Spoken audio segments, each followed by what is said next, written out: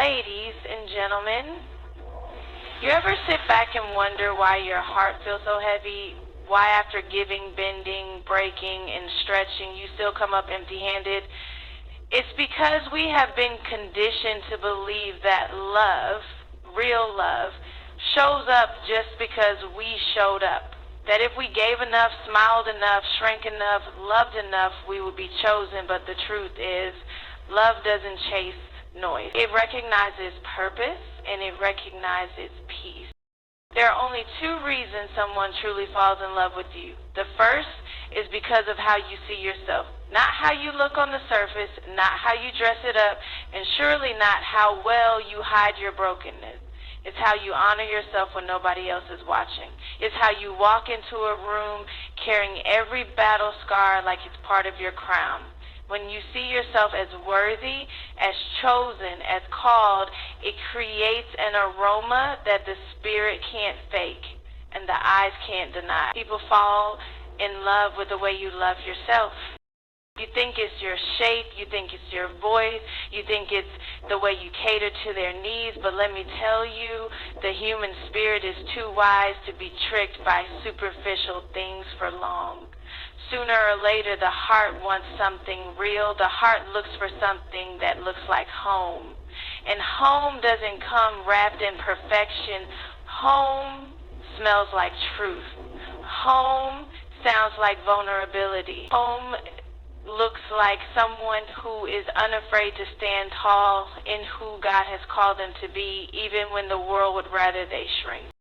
Someone falls in love with you is because of the peace you carry. Ooh, I hope you catch that.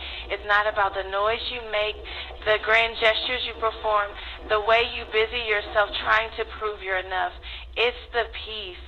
It's the way your presence feels like a safe place in a world that never stops spinning. It's the way you refuse to be frantic, refuse to be desperate, refuse to be someone you're not. People are drawn to peace like a thirsty man is drawn to water. And there are too many thirsty souls walking this earth. They don't even know how dry they are until they get a taste of real peace. And that peace doesn't come from validation. It doesn't come from needing to be liked, needing to be approved, needing to be wanted. It comes from wholeness. It comes from sitting with your broken pieces until you don't need someone else to glue them back together. It comes from letting God pour into the places you were taught to be ashamed of.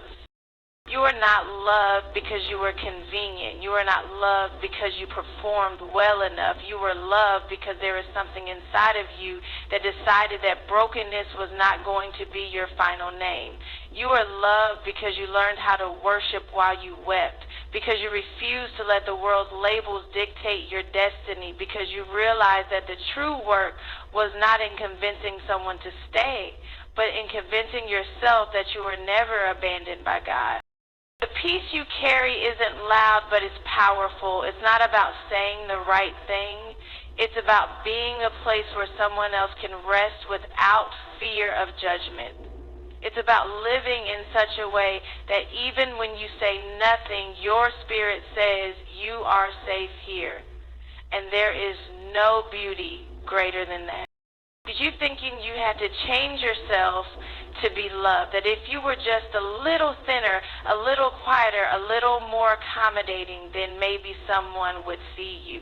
But love doesn't find you when you hide who you are. Love finds you when you step into who you are.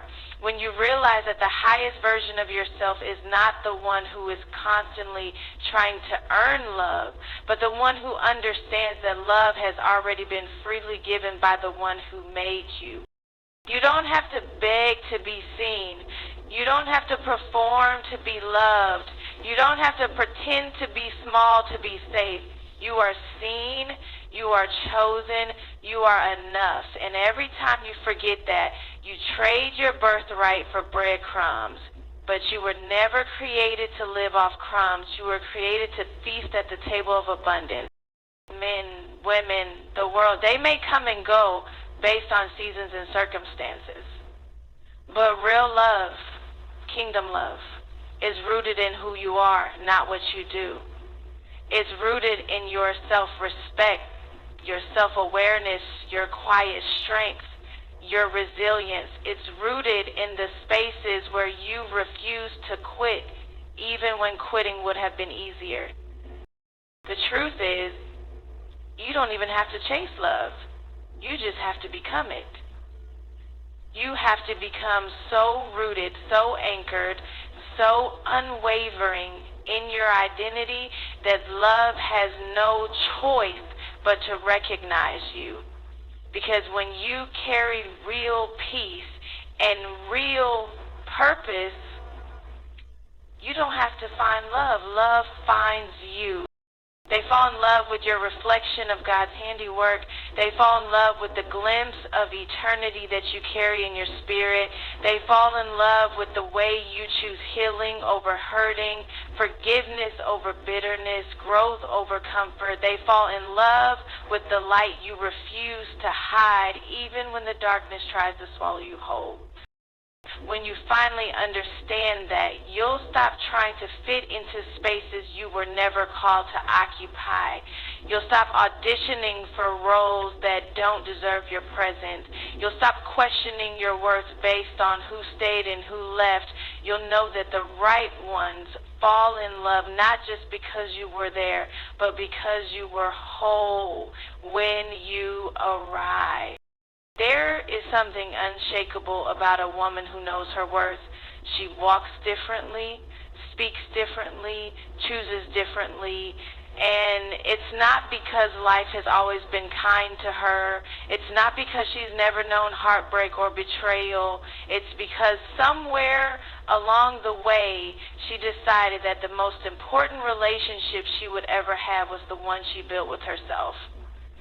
Real love, lasting love, transformational love is not attracted to desperation. It is drawn to the quiet confidence that says, I am already complete.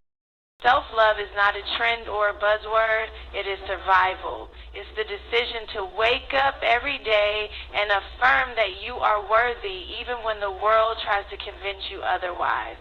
It's standing in front of the mirror, flaws and all, and refusing to curse what God called good.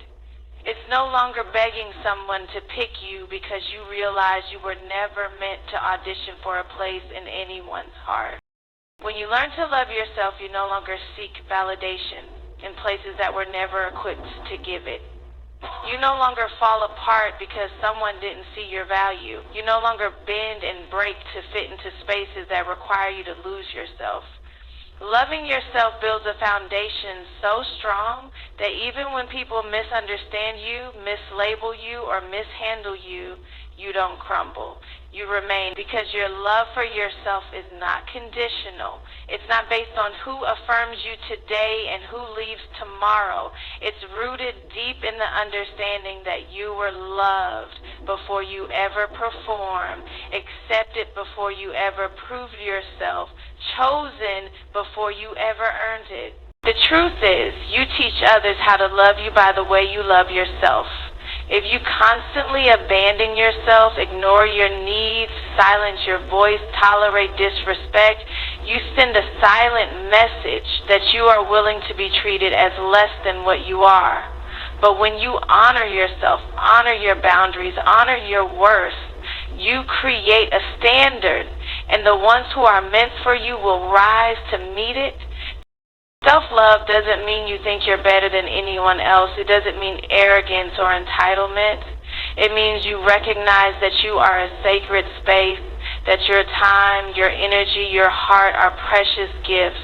It means you no longer hand out pieces of yourself to people who haven't proven they know how to handle the blessing that you are. It means you stop living in fear of being alone because you realize that solitude with self-respect is better than companionship bought at the price of your soul. True love is attracted to wholeness, not perfection, but wholeness.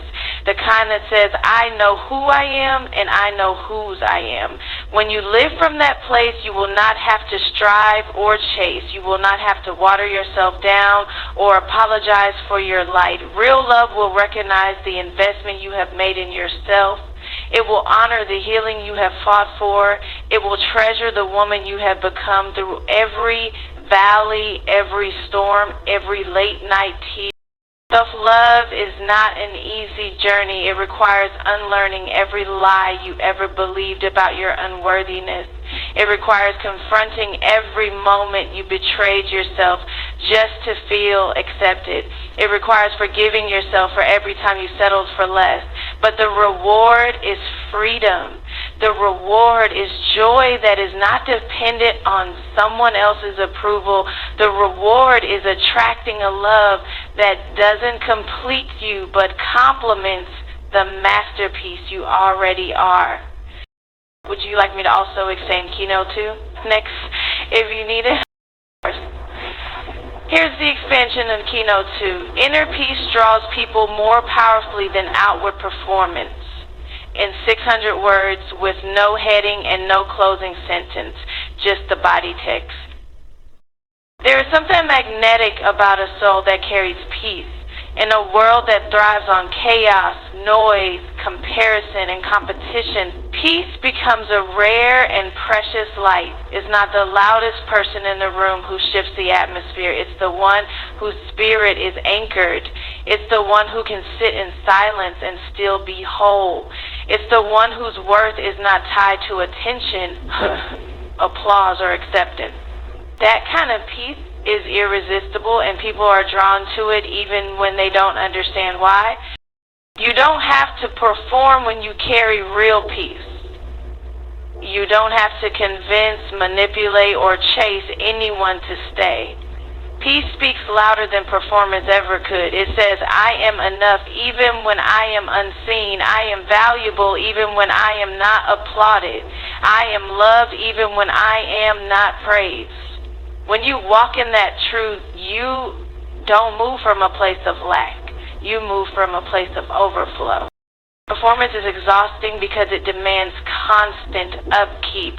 You can be the most beautiful, the most successful, the most accommodating, but if you are performing to be loved, you will always be afraid of losing it, because deep down you know that if someone fell in love with your performance, they'll fall out of love the moment you get tired of acting. But peace, real peace, never requires you to be anything other than yourself. And of those who fall in love with your peace are not loving what you do, they are loving who you are. Inner peace makes you a refuge for others. When someone meets a person who is at peace with themselves, it feels like stepping into a calm after a storm. It's the way your voice doesn't have to shout to be heard, the way your presence doesn't demand attention, but naturally commands respect.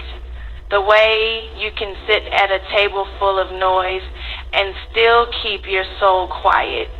That is what people are hungry for. Not the noise, not the show, but the stillness that reminds them of what it feels like to be grounded.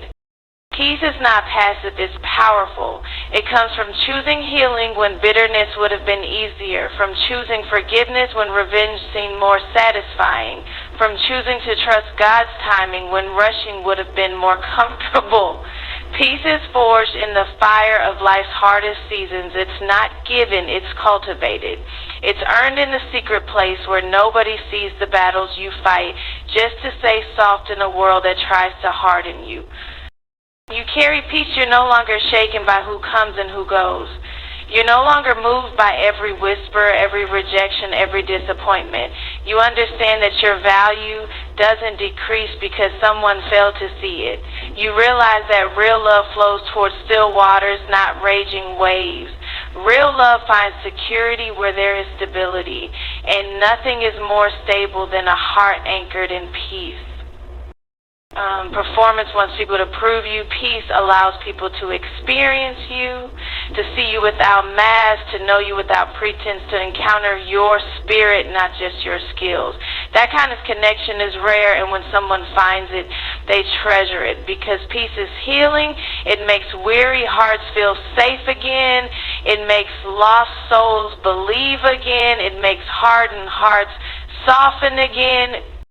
You will never have to beg for love when you carry peace. You will never have to manipulate someone into staying when your spirit offers what the world is starving for. Not noise, not perfection, not more trying, more doing, more performing, but the quiet confidence of a heart that knows it is already loved, already chosen, already enough. Peace is the deepest part of your power, and when you protect it, you protect the very thing that draws the right people into your life. Would you also like me to continue with Keynote 3 if needed? Of course. Here's the expansion of Keynote 3. Authenticity is more attractive than perfection in 600 words, without a heading and without a closing sentence. There is something beautiful, something unforgettable about a person who dares to be real. Not polished, not posed, not perfect, but real.